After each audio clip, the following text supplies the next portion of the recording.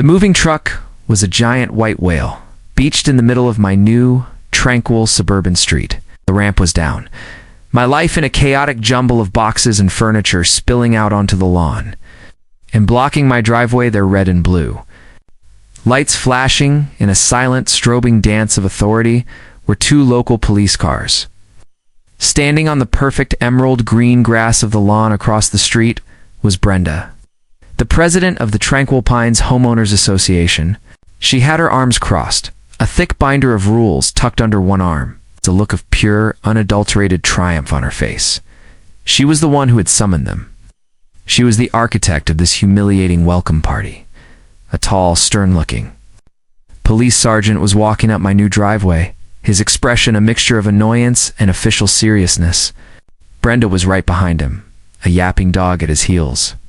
Providing a running commentary of my supposed crimes, he completely disregarded the 14-day pre-approval rule for move-ins. "Sergeant," she declared, her voice ringing out for all the watching neighbors to hear.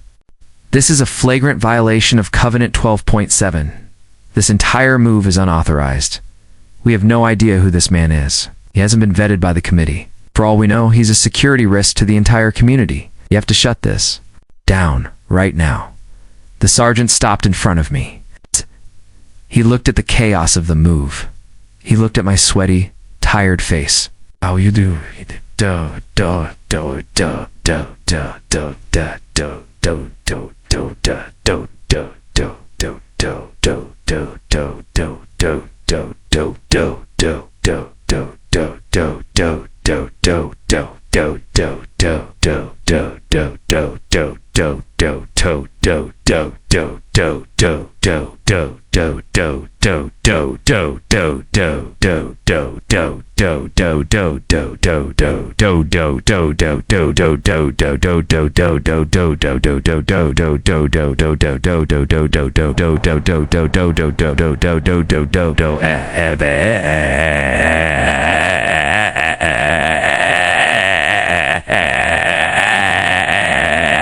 So that but we are so I was or I went out so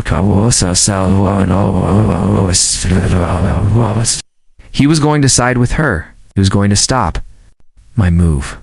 My first day in my new home, my peaceful retirement sanctuary, was about to end with me being cited, or worse, on my own front lawn.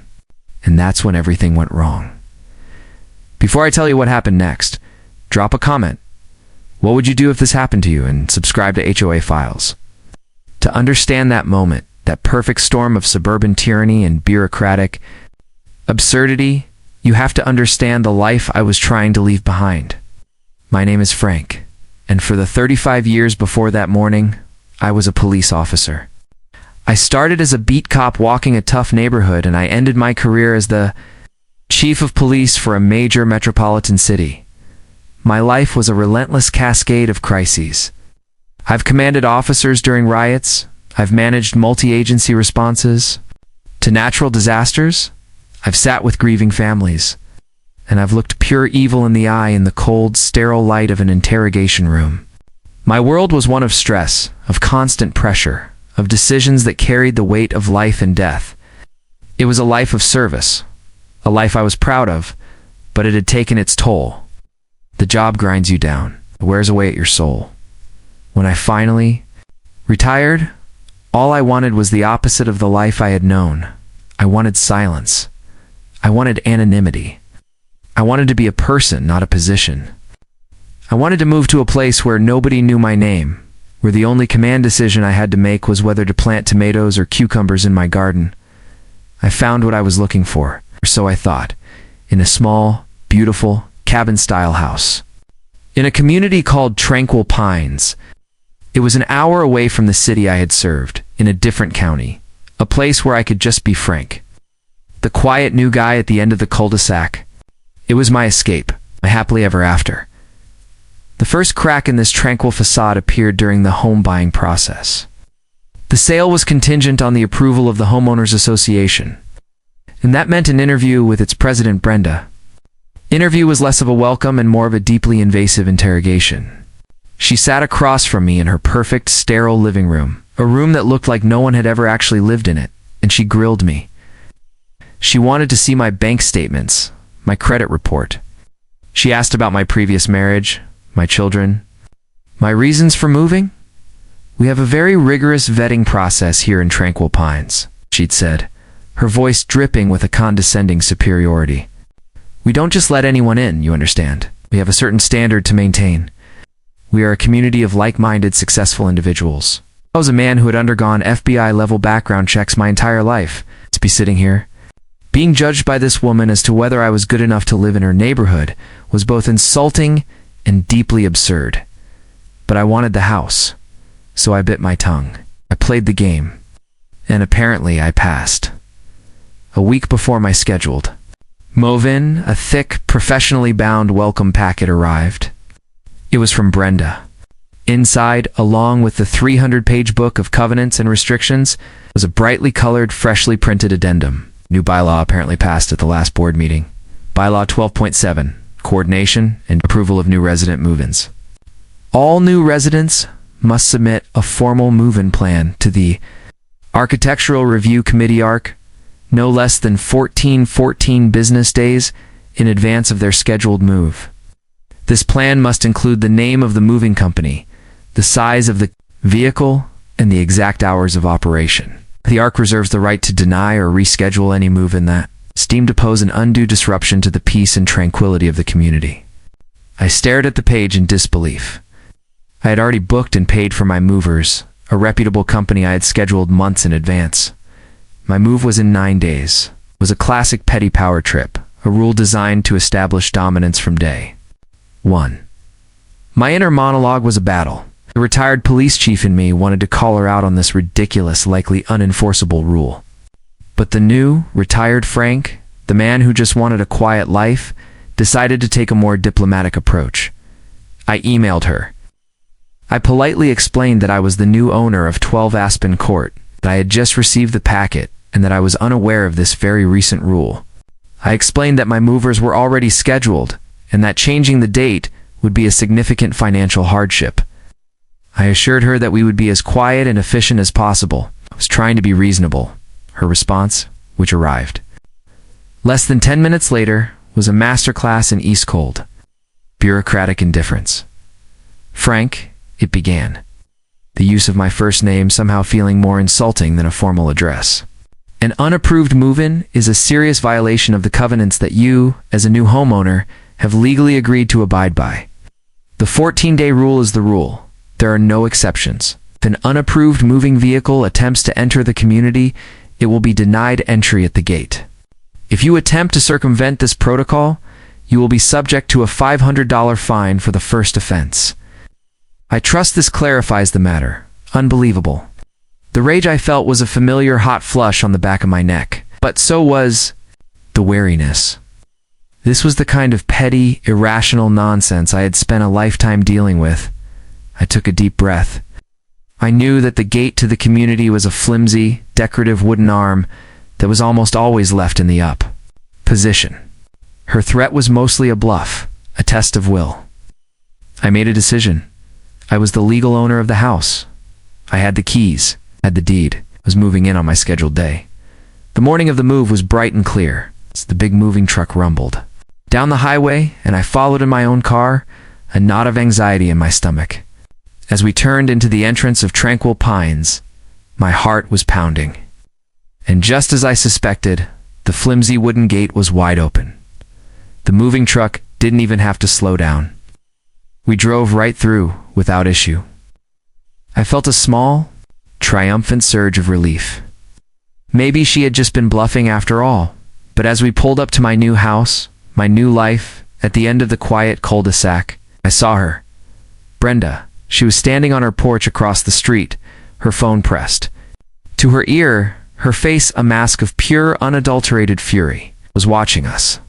And she was making a call. We started unloading. It was the normal, controlled chaos of a moving day. Boxes, furniture, the rhythmic sound of the movers calling out to each other. It was the sound of a new life beginning, and then 20 minutes in, I heard the sirens. 2 local police cars. from a department I had never worked with, in a county where I knew no one, came roaring down the quiet suburban street. They pulled up, their lights flashing, effectively blocking my driveway and the moving truck in. And Brenda, her face now a mask of smug, vindictive satisfaction, marched across the street to meet them, her binder of rules held in front of her. Like a shield, she was the concerned citizen. I was the rule-breaking intruder. And that brings us back to that moment on my new driveway. Stern-faced sergeant, the triumphant HOA president, and me, a man who just wanted to be left alone. The sergeant, whose name tag read Miller, walked right up to me. The movers had stopped and were watching, confused. The whole cul-de-sac was peeking out from behind their perfect HOA-approved curtains. "Sir," Sergeant Miller began, his voice leaving no room for argument. "I'm Sergeant Miller. We've had a complaint about an unapproved and disruptive move-in. This woman," he said, gesturing with his head towards Brenda, "is the president of the Homeowners Association, and she's stating that you are in violation of a community covenant. She's claiming you are creating a public nuisance and that you are an unvetted security risk who has been denied permission to move in today. Now, I'm going to have to ask you and your crew to stop what you're doing until we can get this sorted out." He stopped. He was waiting for my response. He was looking at my face, really looking as he spoke. And then he just froze. He stopped mid-sentence. His eyes, which had been hard and professional, suddenly went wide. The stern, annoyed cop vanished, replaced by a man looking at a ghost. His jaw went slightly slack. He blinked as if trying to clear his vision. "Chief," he whispered the word, a puff of air full of disbelief and a dawning horrified awe. "Chief Franklin, is that really you, sir?" I had spent my entire career being recognized, in courtrooms, at crime scenes, in the grocery store. It was the part of the job I was most looking forward to leaving behind. But in that moment, standing on my own driveway, being treated like a criminal, hearing my old title spoken with such reverence was the most beautiful sound I had ever heard. I gave him a small, tired smile. "It's just Frank now, Sergeant," I said quietly. "I'm retired. I'm just trying to move into my new house." Sergeant Miller's entire body seemed to snap to a position of respect. The slouch was gone. His back was ramrod straight. The younger officer, seeing his superior's shocking transformation, looked utterly and completely bewildered. Brenda, seeing that the conversation had taken a very strange and unwelcome turn, marched forward. "What is this?" she demanded, her voice shrilled with indignation. "What's going on?" "Who is Chief?" "Sergeant, do your job. Stop this illegal move. He's in violation." Sergeant Miller turned to face her, and the look in his eye was no longer one of weary annoyance. It was a look of pure, cold, and undiluted fury. "Ma'am," he said, his voice now low and dangerous, the voice of a cop who has just seen a civilian cross a sacred line. "Do you have any idea who this is? He's a rule breaker? A troublemaker?" Brenda insisted. "Ma'am," the sergeant said, his voice dropping even lower, becoming a growl of disbelief. "This is Chief Frank Franklin, who's the chief of police for the Metro City Police Department for the last 10 years. He ran a department of 3,000 officers.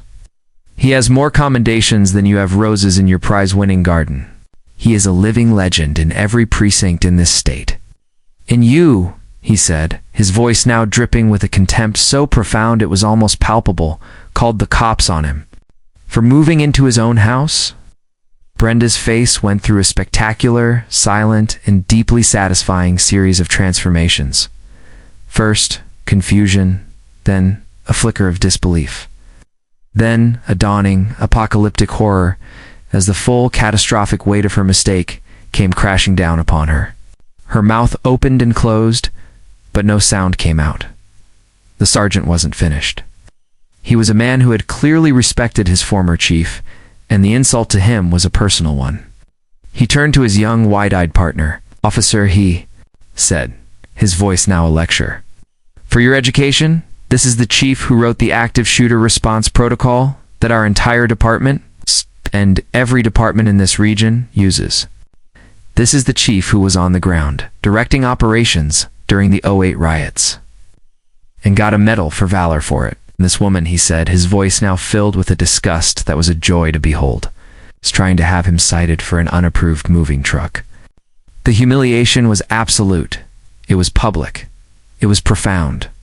The sergeant then proceeded to give Brenda a masterclass lecture.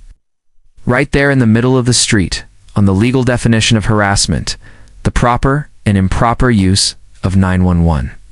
Emergency resources, and the vast, unbridgeable chasm between a real crime and a petty, made-up HOA rule. The younger officer, now fully understanding the situation, just stared at me with a look of pure, unadulterated hero-worship. Brenda, the great and powerful president of Tranquil Pines, just seemed to shrink.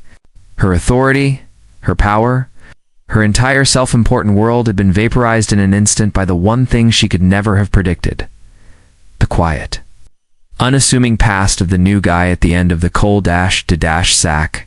The story of the incident, of course, ripped through the neighborhood and, more importantly, through the entire local and regional law enforcement community. The story of the HOA Karen who called the cops on the retired super cop became the stuff of legend. The HOA board, terrified of potential lawsuits and of being blacklisted by every cop in a 100-mile radius, held an emergency meeting and forced her to resign in disgrace. The movers, who had been watching the entire drama unfold with their mouths hanging open, got a personal, apologetic escort out of the neighborhood by the sergeant and his partner later that day. And before they left, the sergeant and the young officer both insisted on helping me move a particularly heavy, antique oak desk into my new study. My new life, my quiet, peaceful retirement, had a rocky start. But this whole insane episode taught me something. You can try to retire from the job, but sometimes the job doesn't fully retire from you. And it taught me something about authority.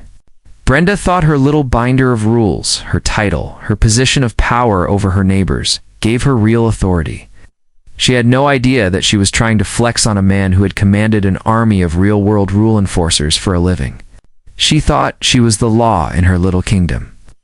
Never realizing she was trying to write a ticket for the man who wrote the book, Brenda sold her house and moved to another state 6 months later.